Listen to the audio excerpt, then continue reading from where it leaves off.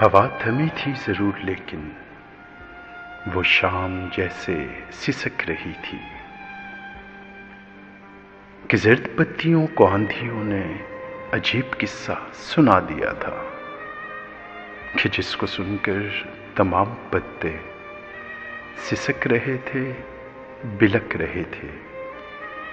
न जाने किस सानेहे के गम में शजर जड़ों से उखड़ चुके थे। बहुत तलाशा था हमने तुमको, हर एक रास्ता, हर एक वादी, हर एक पर्वत, हर एक घाटी, कहीं से तेरी खबर न आई। तो ये कह के हमने दिल को टाला, हवा थमेगी तो देख ही लेंगे, हम उसके रास्तों को ढूंढ लेंगे। मगर हमारी ये खुश ख्याली जो हमको बर्बाद कर गई थी।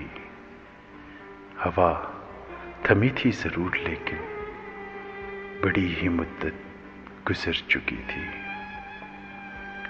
हमारे बालों के जंगलों में सफेद चांदनी उतर चुकी थी। फलक पे तारे नहीं रहे थे, गुलाब प्यारे नहीं रहे थे। वो जिनसे बसती थी दिल की बस्ती, वो लोग सारे नहीं रहे थे।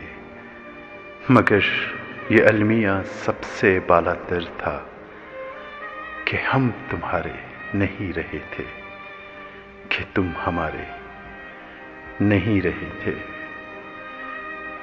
हवा थमी थी जरूर लेकिन बड़ी ही मुद्दत गुजर चुकी थी।